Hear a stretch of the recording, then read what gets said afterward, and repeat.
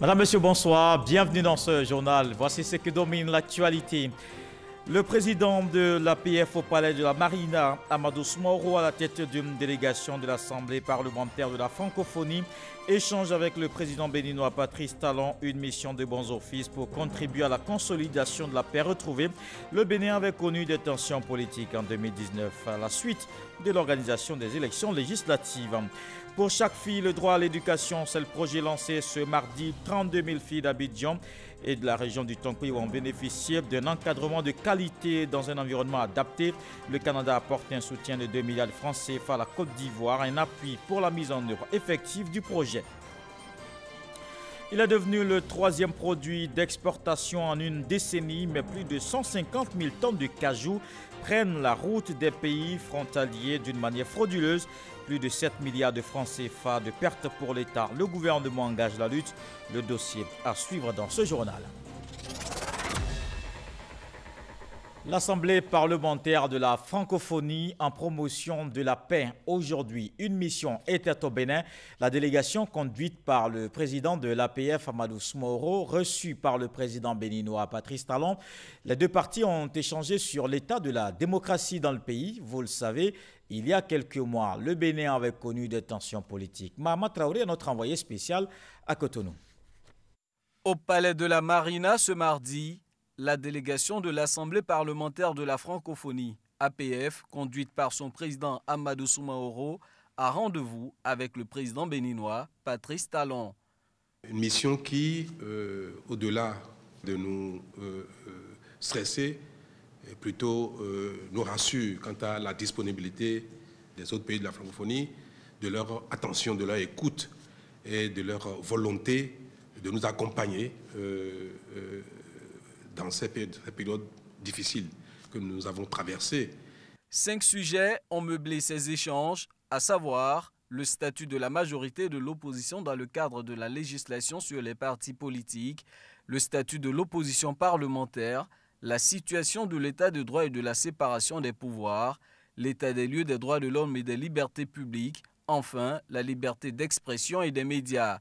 Sur toutes ces questions, le président Patrice Talon n'a pas manqué d'éclairer ses interlocuteurs. Sans rompre la chaîne des réformes et de solutions à nos travaux, à nos difficultés, est-ce que dans cette dynamique même, nous sommes capables de concilier cette dynamique de réforme et ces corrections de nos travaux avec les exigences de convivialité, de consensus et de paix sociale, de paix politique. Je pense que nous sommes sur cette voie-là. L'opposition également n'a pas manqué de montrer sa disponibilité. On l'observe. Et les élections communales à venir seront pour nous l'occasion de constater si nous avons amélioré les choses. Et c'est là-dessus que je voudrais vous rassurer. Ces 2 heures d'échange ont permis à la délégation de l'APF de se faire une opinion de la situation qui prévaut au Bénin. La vocation de l'APF, c'est l'approfondissement de la démocratie, la solidarité, et puis l'accompagnement des États francophones, des assemblées francophones. Nous avons parlé de l'Afrique, la démocratie naissante en Afrique. Nous avons parlé des hommes, des institutions. Je vous assure, nous avons été satisfaits sur toutes les réponses à nos préoccupations. Cette mission de bons offices menée par l'APF au Bénin va également rencontrer la classe politique, la société civile et la presse béninoise. Promotion de la démocratie, de la paix, mais aussi de l'éducation. Le gouvernement canadien octroie près de 2 milliards de francs CFA à la Côte d'Ivoire. Un appui pour contribuer à l'éducation des filles. Il s'agit précisément de plus de 32 000 d'entre elles âgées de 10 à 18 ans à Abidjan et dans la région du Tonkoui. Le projet pour chaque fille, le droit à l'éducation lancé ce matin à Bingerville. Des détails avec Sephora Zegui. En Côte d'Ivoire, Les enfants du monde rural rencontrent d'importantes difficultés pour accéder au collège et aux classes supérieures selon l'Agence française de développement. Les filles sont particulièrement concernées. C'est le cas de la région du Tongpi où 43% de filles ne terminent pas le cycle du secondaire. Pour réduire ces inégalités, l'UNICEF met en place un vaste projet en faveur de l'éducation des filles. Le projet Pour chaque fille, le droit à l'éducation va s'étendre sur une période de 24 mois.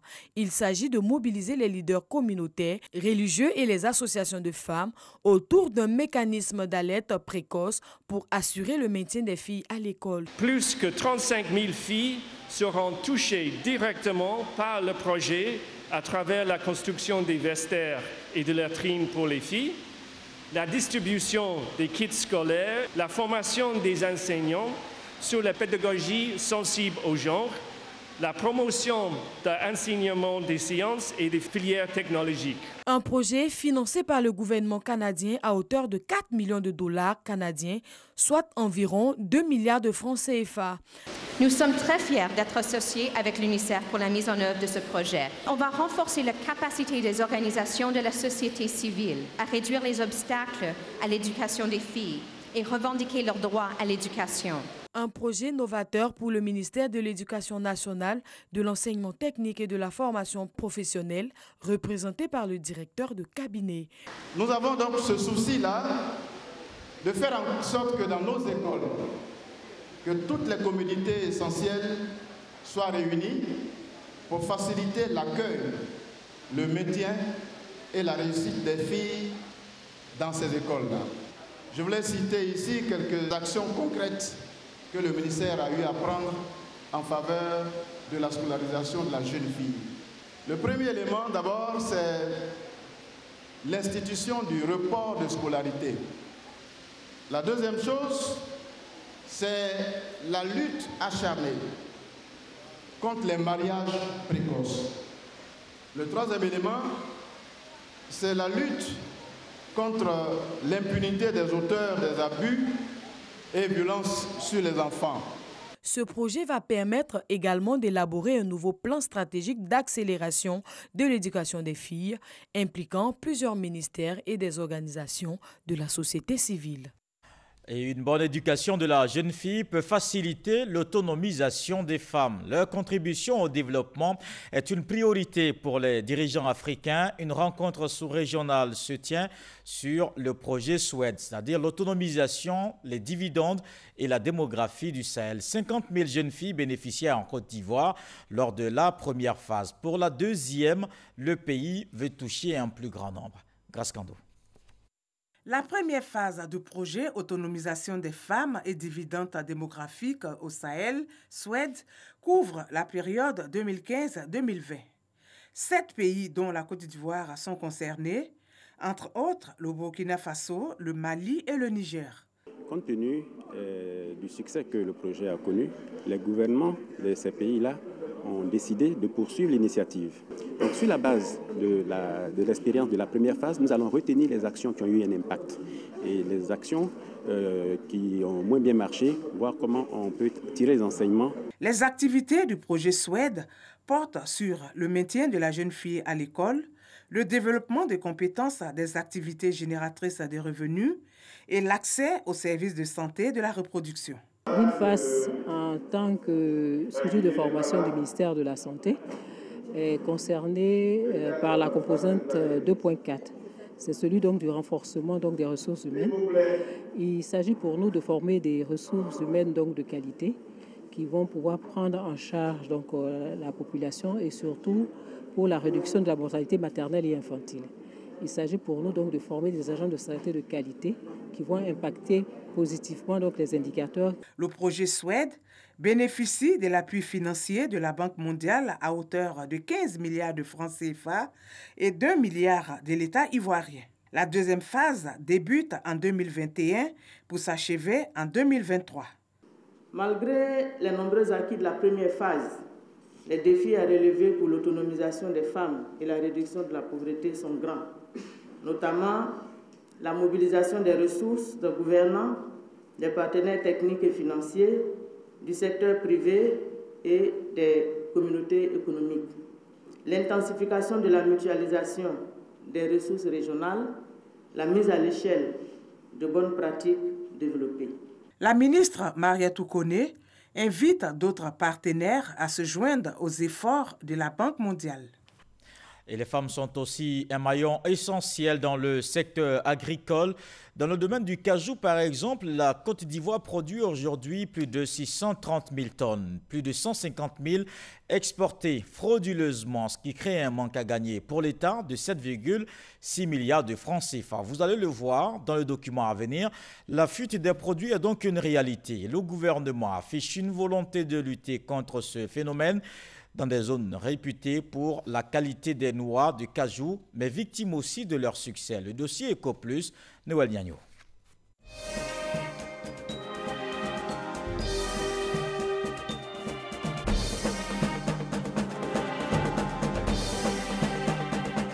La fuite des noix de cajou vers les pays frontaliers est une réalité. L'analyse comparative des données statistiques sur les campagnes 2018 et 2019 du Conseil coton ANACAD le démontre. Pour le Boukani, de 28 080 tonnes en 2018, on est tombé à 7 081 tonnes en 2019. Il en est de même dans le Gotungo, 48 407 tonnes en 2018, 17 472 tonnes en 2019. La quasi-totalité des zones de production sont concernées. Le manque à gagner pour l'État de Côte d'Ivoire est de 7 600 millions de francs CFA pour les douanes au titre du droit unique de sortie. 2,5 milliards de droits d'enregistrement non perçus. Enfin, pour les prestations mutualisées, les pertes sont de l'ordre de 7,9 milliards. Avec à la clé un impact sur le leadership de la Côte d'Ivoire pour cette spéculation. De 761 453 tonnes de cajou en 2018, la Côte d'Ivoire passe désormais à 634 631 tonnes en 2019.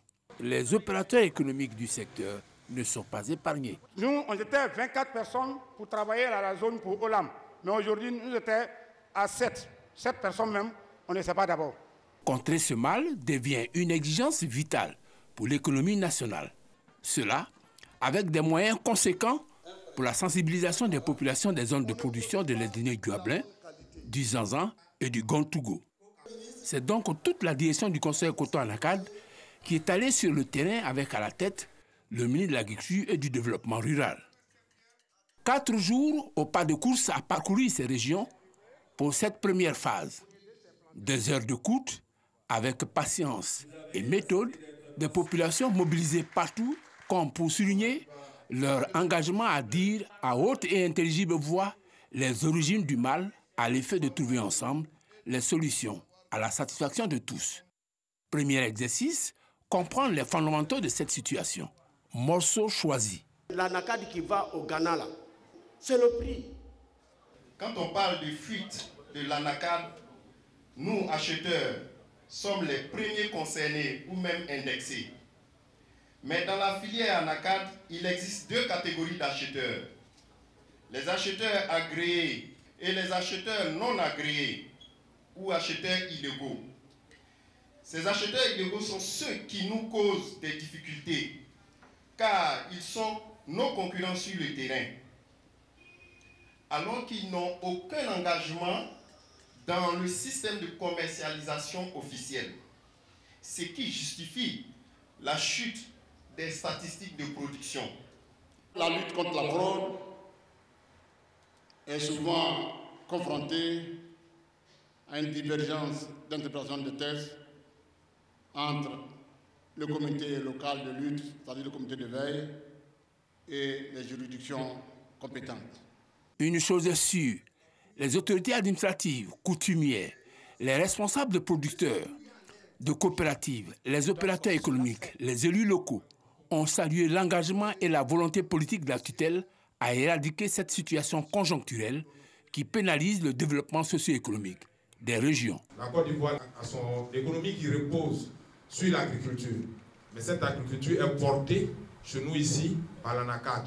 Il est bon donc qu'on puisse retracer l'activité financière de l'ANACAD dans les registres du ministère de l'économie, du ministère du budget, de sorte que nous puissions à juste titre revendiquer une meilleure allocation budgétaire des collectivités locales qui ont à charge de porter le développement local. Avant de tirer les conclusions de cette opération, Kwasi Adjumani, ministre de l'Agriculture et du Développement rural, a tenu à lever une équivoque. Ce n'est pas comme le Cocoa Board où il y a une organisation qui est mise en place. Ce sont des commerçants qui quittent leur pays et qui viennent vraiment s'adonner à une telle pratique. C'est pour cela que nous disons que c'est illicite. Donc si au moins c'était organisé et que sur la base de l'organisation, ce trafic se faisait, on pouvait saisir les autorités des pays qui sont vraiment engagés dans ce domaine. Mais dès lors qu'on ne les connaît pas, nous ne savons pas d'où ils viennent, donc nous ne pouvons pas engager des pourparlers avec quelques pays que ce soit. La précision faite, il revient à la population de veiller au grain. Engagement du plus grand producteur, prix d'excellence 2019. Tout cultivateur, ce qui fait santé, ce qui paie en encadre. Il ne faut pas que le produit va traverser, aller ailleurs. C'est une tutelle heureuse du travail accompli qui est répartie, rassuré. Le président de la République, sur la base de ce que nous étions première région productrice, première également à livrer des noix de cajou de qualité, le président de la République avait décidé qu'on mette en place une zone industrielle. Et c'est ce que nous avons dit à nos parents. Ils ont compris qu'effectivement, s'ils veulent avoir cette zone industrielle, ils n'ont qu'à se conformer aux exigences de la loi, faire en sorte que notre produit puisse être commercialisé au niveau de la Côte d'Ivoire et qu'il ne prenne pas une destination vers d'autres pays. Pour information, malgré les effets pervers de la fuite des noix, l'État a continué à investir dans ces zones de production. Pour 2020, il est prévu un investissement de plus de 3 milliards de francs CFA. Le dossier Eco Plus, la fuite du cajou fait perdre 7,6 milliards de francs CFA à l'État qui a engagé la lutte contre ce phénomène. Et le gouvernement renforce aussi son appui aux PME. Les petites et moyennes entreprises bénéficient de mesures d'accompagnement dans l'année fiscale. Des avantages leur sont octroyés, mais malheureusement très peu exploités. La Chambre de commerce ouvre une tribune pour aider les dirigeants de cette catégorie d'entreprises à tirer le meilleur profit des programmes. Les explications de Lansine Bakayoko. Au niveau des PME ivoiriennes, toutes les études montrent que le problème de cette catégorie d'entreprises se situe en général à 3 niveaux. La gouvernance, l'accès au financement et la question des marchés publics. Aucune loi ne garantit la sous-traitance pour les PME. On demande à l'entreprise qui a les travaux, si elle veut, elle sous-traite une partie des travaux qu'au PME national. Alors ce n'est pas une garantie. La telle enseigne que ces entreprises rejettent les demandes des PME lorsqu'elles les approchent pour la sous-traitance. Au-delà de cette problématique exhortant à une meilleure gestion de la bourse de sous-traitance, une bonne frange des PME développe effectivement le sentiment que leurs préoccupations ne sont pas suffisamment portées par les pouvoirs publics, notamment dans les mesures dictées par les lois des finances. Et pourtant, quand on fixe une loi fiscale, on tient compte d'un ensemble de paramètres pour assurer un équilibre, faire en sorte que l'État ait suffisamment de ressources pour financer les biens collectifs, mais ne pas aussi faire peser une charge trop importante sur les entreprises. Cette générosité envers les PME s'est matérialisée dans l'année fiscale 2019 par une batterie de mesures d'incitation. Il s'agit entre autres de l'exonération de la contribution des patentes, la réduction de 25% de l'impôt foncier dû par les PME, et ce n'est pas tout. L'État dégage de nombreux moyens pour permettre donc d'accompagner la formation des PME et avec la création de Côte d'Ivoire PME, le programme d'incubateur qui est lancé, la création de l'incubateur d'Abidjan, l'incubateur de San Pedro qui va s'ouvrir donc le 21 février. Par ces mesures, le gouvernement espère doper le nombre de PME et élargir ainsi l'assiette fiscale. Cette première édition des rendez-vous consulaires de l'entreprise a enregistré une mobilisation exceptionnelle du monde économique. Les villages du district autonome d'Abidjan sont en chantier bitumage de voies, électrification et eau potable. Un vaste programme de désenclavement des villages Atchan et Aké. Le ministre-gouverneur Robert Bekré-Mambé a effectué ce mardi une visite de terrain sur les sites. Dans la commune de Songon, par exemple, 90% des voies sont bitumées. Une joie pour les populations, comme on le voit dans ce reportage de Francis Boifo. Tous ceux qui ont vu Songo qu'assemblé il y a 7 ans auront du mal à reconnaître ce village du district autonome d'Abidjan. Beaucoup a été fait ici à Songo-Djemé.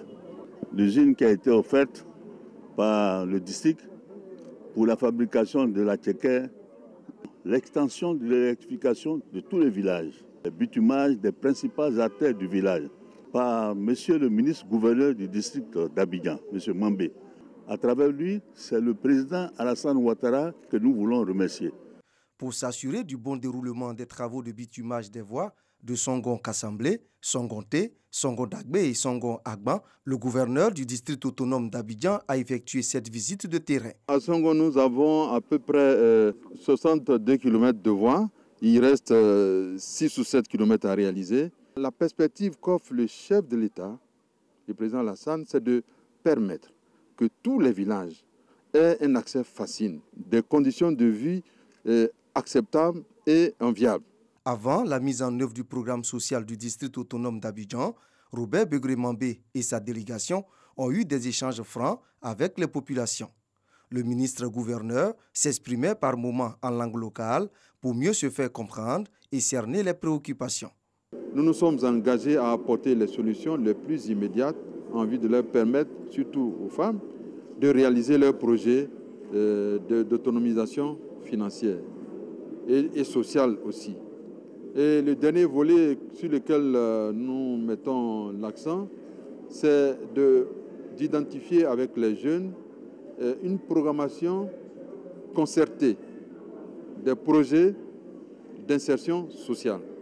La visite du gouverneur dans les 4 localités de la commune de Songon s'inscrit dans la mise en œuvre du programme de désenclavement des villages Atchan et Akie du district autonome d'Abidjan. Selon laquelle il y aurait la grippe aviaire à Nibilé-Krou. Les autorités sanitaires locales démontent l'information et il faut le dire tout net, il n'en est rien. On peut donc continuer de consommer la viande de volaille dans la localité et sans danger. Notre reporter Emmanuel Amiens s'est d'ailleurs rendu à Nibilé-Krou. Voici son reportage. C'est une fausse alerte. Il n'y a pas de foyer de grippe aviaire à Nibilé-Krou. C'est l'assurance que nous a donnée le directeur départemental des services vétérinaires d'Anibilé-Krou. Selon Lassa Koulibaly, c'est une mauvaise interprétation d'une causerie qui a entraîné cette rumeur. Je confirme que non, il n'y a pas de grippe aviaire ici à Anibilé-Krou. Seulement, voici ce qui s'est passé. Hier, le journaliste en question était de passage ici dans la cour du service. Et alors, il a profité pour nous faire une visite de courtoisie.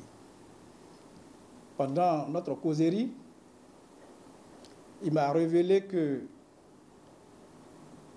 dans un maquis de la place, il aurait mangé de la viande de poulet et que ce poulet serait, à son avis, d'origine avariée. Alors, dans la causerie, le journaliste a voulu savoir si des actions sont mises en place pour lutter contre les quelques poulets qui sont morts et jetés en dehors des fermes et qui se retrouvent sur les marchés. Je lui ai répondu que oui, nos services, depuis pratiquement 2 semaines, sont à pied d'œuvre pour assainir le marché des poulets qui viennent des fermes et qui ne sont pas sains. Alors, le journaliste a pensé que les poulets qui se retrouvent souvent sur les marchés et qui ne sont pas sains sont morts de grippe aviaire. Et je lui ai dit non, qu'ici, il n'y a pas de grippe aviaire et que depuis pratiquement 3 à 4 ans en Côte d'Ivoire, il n'y a pas de foyer découvert de grippe aviaire. Pour s'assurer qu'effectivement il n'y a pas de cas de grippe aviaire dans la cité du Guyablin, nous nous sommes rendus dans certaines fermes à quelques kilomètres de la ville. Ici encore, le président des éleveurs de volailles d'Anibilé-Krou nous a confirmé qu'aucun cas de grippe aviaire n'a été signalé par ses collaborateurs. Le directeur départemental des services vétérinaires d'Anibilé-Krou a souligné que son équipe et lui veillent au grain afin qu'une telle situation n'échappe à leur vigilance. Et voilà donc qui rassure. Et je vous emmène en Corée pour parler de paix. Les leaders politiques, religieux et la société civile, tous réunis à Séoul. 7000 participants à ce sommet mondial ce mardi. Une initiative de la Fédération de la paix universelle qui veut contribuer à la sécurité et au développement humain. Les précisions de notre envoyé spécial à Séoul, Dangui Dangui. De nombreuses personnalités, notamment d'anciens présidents et premiers ministres, ont pris part au sommet mondial sur la paix à Séoul, en Corée du Sud, en présence de plus de 7000 participants venus de 171 pays, parmi lesquels de nombreux ressortissants de l'Afrique de l'Ouest. Soif de paix mondiale oblige. Je crois à un monde de paix. Pourquoi un monde de paix? Il faut aussi croire en celui qui est là-haut, en Jésus-Christ ou en Mahomet ou en tout. Vous avez vu qu'ici, il y a toutes sortes de religions. Ce n'est pas seulement fait pour une seule religion. Tout le monde est là pour apprendre. On reste des êtres humains, mais quand on s'entend, quand on s'unit et qu'on s'écoute parler, on se dit, bon, il y a quand même de la place pour la paix. Sans la paix, on ne peut pas aller à l'école. Sans la paix, on ne peut pas travailler. La paix est le fondement de tout développement dans une nation. Donc, le fait que la paix ait été choisie comme sujet, c'est une bénédiction pour le monde et pour mon pays, la Sierra Leone. Tour à tour, les intervenants ont partagé la conviction de Dr Ak Jahan Moon, selon laquelle une paix mondiale durable fondée sur l'interdépendance, la prospérité mutuelle et le partage de valeurs universelles est possible avec de la bonne volonté. Changer la façon dont nous organisons les élections en Afrique pour que les personnes qui sont généralement supportées par le public ordinaire soient capables de le gouverner. Que ceux qui dirigent et même ceux qui n'aiment pas leur approche ne choisissent pas la voie du conflit. Je crois au fait que la coopération et le partenariat entre toutes les sphères, la société civile, le secteur privé et toutes les autres sont essentiels dans nos efforts pour renforcer et réaliser la paix mondiale. Selon la plupart des participants, la croisade pour une paix mondiale et durable ouvre de nombreux fronts, notamment celui de la lutte contre le changement climatique, la cupidité et l'intolérance. Et l'actualité, c'est aussi le bureau ivoirien du droit d'auteur qui a un nouveau conseil de gestion provisoire. Il est dirigé par Tibius Kofi. Le ministre de la Culture et de la Francophonie, Maurice Kwaku Bandama, a installé les membres lundi. Les 27 doivent, dans les mois à venir, mettre en place les nouveaux organes du Burida et faire le toilettage des textes. Issa Tionayo. C'est fait. Le Burida, bureau ivoirien du droit d'auteur, a désormais de nouveaux dirigeants. Tibius Kofi, écrivain et musicien, et Karim Ouattara, administrateur financier, nommés respectivement président du conseil de gestion et directeur général.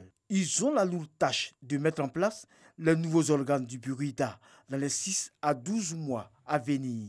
Sans la confiance des artistes dans leur institution, il sera difficile pour nous qui serons à l'opérationnel de pouvoir réussir quoi que ce soit. Et donc nous allons œuvrer à cela.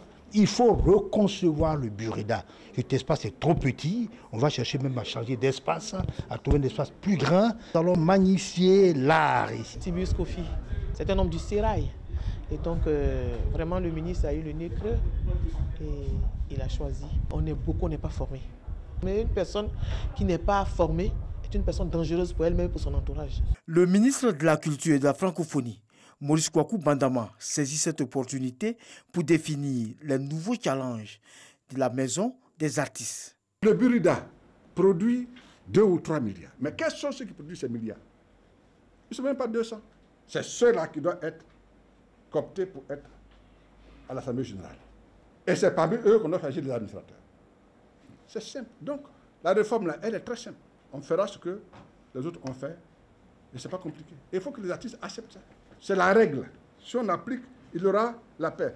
Maurice Kwaku Bandama assure que malgré la crise, le Burida se porte mieux sur le continent. Il y a 8 ans, le Burida payait 50 millions aux droits d'auteur. Maintenant, on paye 1,5 milliard.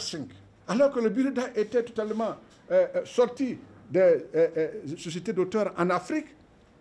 Nous sommes passés au 3e rang après 5 ans de réforme de 2011 à 2016. Après l'Afrique du Sud et l'Algérie, nous sommes descendus à 4e. Mais aujourd'hui, malgré la crise, nous sommes parmi les 5 sociétés d'auteurs en Afrique. Dites aux frères, là, s'il y a le calme, là, il y aura plus d'argent. Le nouveau conseil de gestion du Burida est fort de 27 membres, représentant toute la coopération de la Maison des créateurs de Côte d'Ivoire. Dans le reste de l'actualité, en Afrique du Sud, une cour a délivré un mandat d'arrêt différé contre Jacob Zuma. L'ancien président ne s'est pas présenté devant la justice alors que son procès dans une affaire de pot de vin avec un géant de l'armement français devait commencer aujourd'hui. Il assure avoir des problèmes de santé. Il a en effet subi 2 opérations au mois de janvier dans la capitale Pretoria et dit souffrir de troubles de la mémoire. Ces explications n'ont pas complètement convaincu la juge Nevi, d'où le mandat d'arrêt différé qui ne prendra effet que le 6 mai. Et voilà qui met un terme à ce journal. Merci de l'avoir suivi. Je vous souhaite une très bonne soirée.